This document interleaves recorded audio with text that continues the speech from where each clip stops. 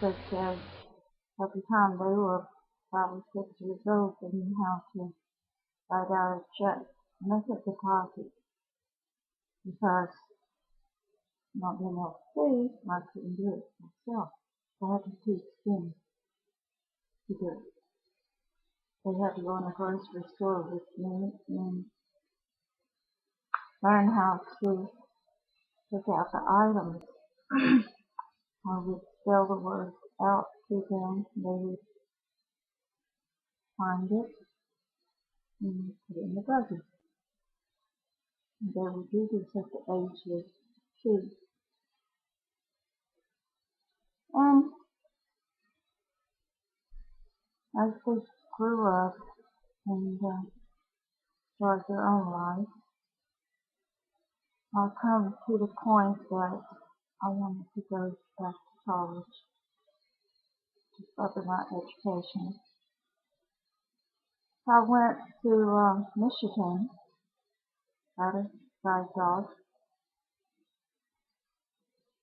and brought him home. His name was Murphy.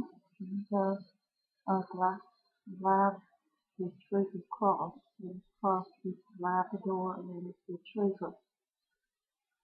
I brought him home in November and I was supposed to start college in January. Well, closer the day got, the more nervous I got. I was going to have to leave home to a college that I didn't know my way around. I had a new leader dog. I was still in training, still a puppy. So about a week before I left to go to college, my son Joseph, he was 17, and we were talking, and I started crying. He asked me what was wrong. I said, I don't know if I can do this. He said, what are you talking about? I said, I gotta leave home to go to college. And I don't know anybody, don't know my way around, so I don't know if I can do this. He said, Mama, you raised all of us. Now it's time to do something for yourself, and if you don't do it, I'll be disappointed in you. Well, in his voice, I listened and I could hear his encouragement and him telling me what I've always told them, is to step out and take chances and do the best that I can. So I knew I had to do it. So I did. I left home with my new leader dog. Got to college. First thing, my dog gets sick. Well, that makes me more nervous. But he got alright.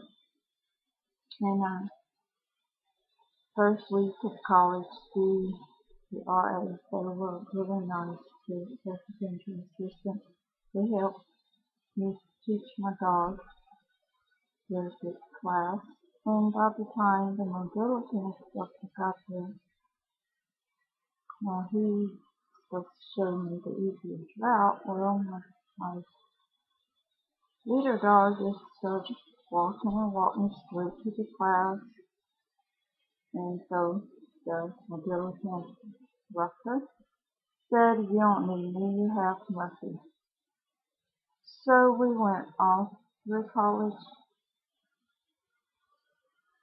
and graduated.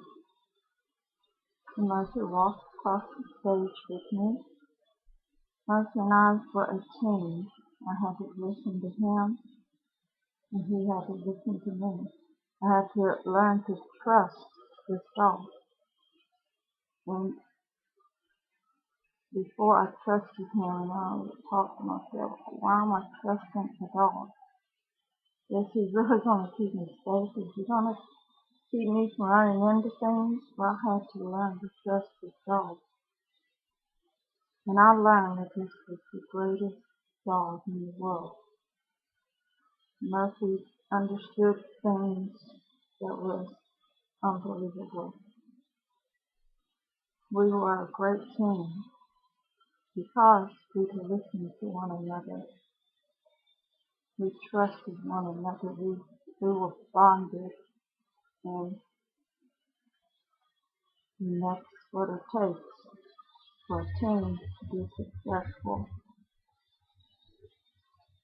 To learn to trust each other. And so we graduated. They even announced Murphy's name at graduation when we walked across the stage. So listening is a good part of teamwork. And in a business, listening is part of gaining a relationship and gaining trust. So this is my story.